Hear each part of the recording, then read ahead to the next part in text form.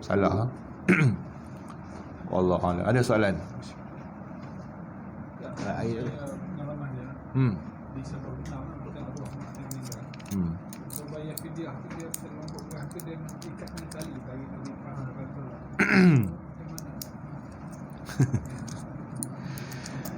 Okey, baru ni ada kawan tanya kat masalah fidyah. Okey, fidyah. Kita terang sikit.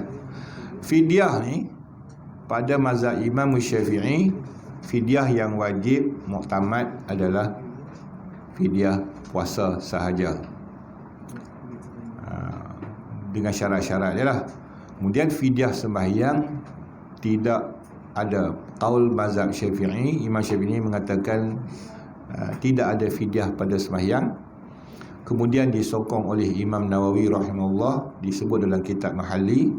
Maka tetapi kata Imam Subki di dalam fatwanya, Imam Subki sehingga memfatwakan atau dia bagi wasiat, dia kata jika aku mati kau fidyahkanlah, kamu fidyahkanlah sembahyangku.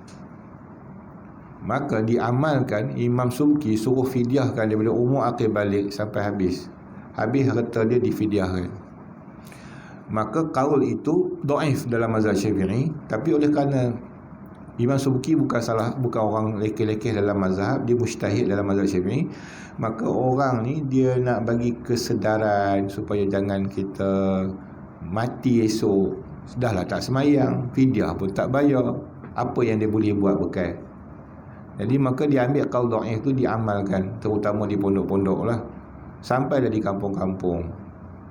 Kemudian pernah diwasiatkan di dalam kitab I'anatul Talibin, disebut sana ya, dia kata jika kamu tak mampu untuk membayar beras setiap sembahyang kamu semua hidup ya, maka kamu hebahkanlah beras tu antara kamu supaya terlepas kamu beri fidyah. Jadi fidyah ni untuk lepas diri kita dengan Tuhan dalam segi tuntutan fidyah tu, bukan tuntutan sembahyang. Saya ulang balik, sembahyang tetap kena qada ya, kena bertaubat, kena qada, dan dia tak boleh ganti dengan beras.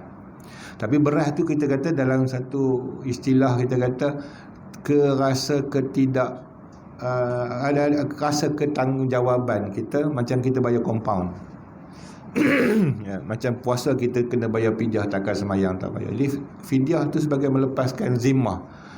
Istilah dia zimmah dalam jual beli, lepaskan zimmah. Ada macam tanggung beban atas bahu kita, satu tuntutan namanya fidyah. Maka kita disunatkan melepaskan tanggungan kawan kita. Dia seolah hutang lah, seolah hutang. Bukan hutang sembahyang, hutang duit fidyah. Jadi oleh kerana si Polan ni macam kata, saya tak ada duit, abang kata tak apalah, saya tolong buat kat ustaz, saya tolong buat kat ayah ustaz misalnya, dia bagilah beras. Jadi kata dia, bolehlah kamu berhebah. Jadi ulama pun dia suara pun tak keluar. Jadi ulama buat amal macam ni. Setiap orang yang datang untuk buat fidyah, terutama di pondok, contoh kalau tahu orang selalunya, kami kalau saya tak ada pengalaman benda ni, saya tak ada, kawan-kawan lah 5-6 orang dipanggil tok guru. Mereka ni adalah sebagai pelepas zimmah orang. Pelajar pondok ni dia dapat hak untuk dapat fidyah kerana dia masuk golongan fakir. Dia bukan iblis sabil, dia fakir. Orang duk pondok ni semua fakir lah, mana ada duit banyak ya, jadi layak untuk terima beras. Bila saya tolak misalnya, tok guru dia akan terima wakil ya, dia terima wakil daripada tuan yang mati tadi, si mati ya, dia kata ni saya serah pada tok guru untuk buat fidyah, ni berasnya. Beras dia bagilah 3 guni jalur tu ya, contoh, dia kira hitung. Baik, dia tok guru ni wakil daripada tuan rumah, dia akan tolak dekat anak murid dia, ni beras si Polan bin si Polan sebagai fidyah sembahyang dia dalam tempoh berapa tahun.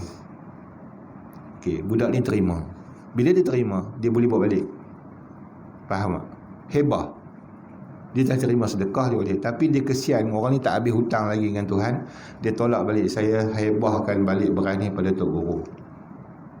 Jadi semua yang buat kerja tu, ulama kata bukan main-main.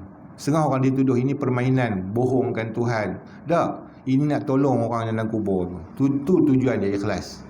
Sebab itu macam Tok Goji Cik Kodiang, dia pertahankan, dia kata benda tu masuk pada kebaikan, ya, hasanah. Walaupun dia bukan jaminan, tapi dia adalah kita yang dalam dunia ni cuba sedaya upaya untuk tolong orang yang mati. Itulah habis-habis kederat nak tolong. Jadi orang pondok ni dia buat kebajikan dia tu, dia tolak. Bila dah sampai habis semua, beras tu diserah pada orang pondok lah. Sebab dia asas yang tu fidyah dia yang first tu. Yang lain tadi hebah, tolak balik, hebah tu jadi sorong tolak, baik. Jadi bagi setengah tempat, dia tak buat tu kata sorong tu. Kami buat, ada roda. Dia tak buat. Jadi nak tolak tadi, jual beli, dia kena tolak. Dia berlaku jual beli. Jadi masa hebah tu kira jual beli lah. Ya, dia hebah balik ni, saya hebah balik ni. Patut dia terima hak tu. Dia tolak balik sebab apa? Nak suruh lansaikan hutang orang tu. Orang tu tolak balik. Tu yang buat 2-3 orang. Kalau ni tolak kat B pula. B terima. B pula tolak balik kat ni. Jadi sebab tu dia jadi macam relevan. Sebab si A dia terima hak dia sedekah balik. Kemudian bagi kat si B. B pun dah terima, dia tolak balik. Bagi dia. Jadi dia, semua orang ni bersedekah sebenarnya. Sebab tu orang pondok buat. Dapat pahala. Kalau akhirat esok kata tak diterima fidyah kamu, pahala untuk orang pondok dapat dah, sebab dia tolong lah. Dia sekadar tolong je, tuan-tuan, bukan jaminan. Okey, jadi bila setengah saya tahu berbelah sini, dia tak buat sorong tu. Dia pakai benang. Orang ni jual ke orang ni. Jadi saya tak boleh nak confirm je. Sebab kalau pakai benang ni dia bukan tolak. Tapi ada kiai-kiai yang berbelah ni lah, belah Pakan Datuk sampai ke dari sampai ke Selangor, sampai benar. Dia kata memadai tolak beras tu dengan benang lah.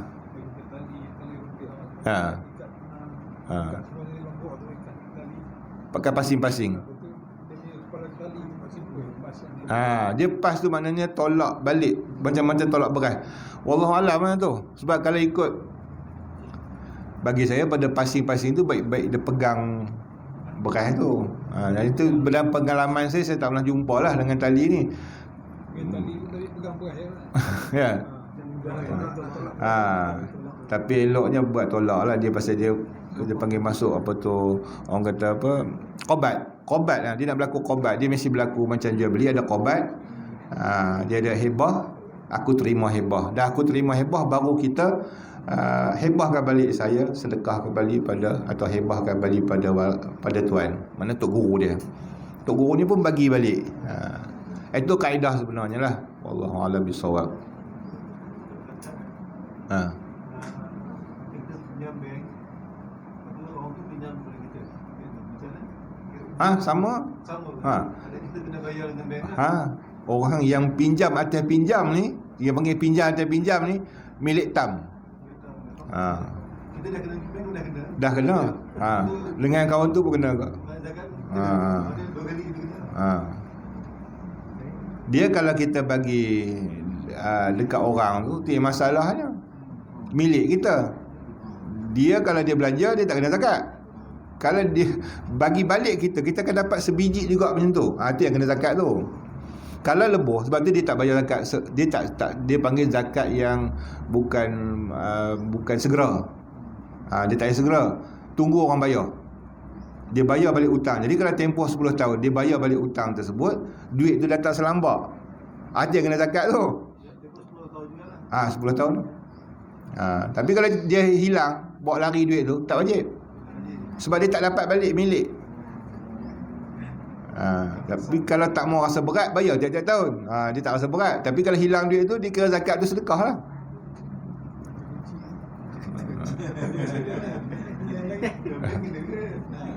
Wallahu a'lam.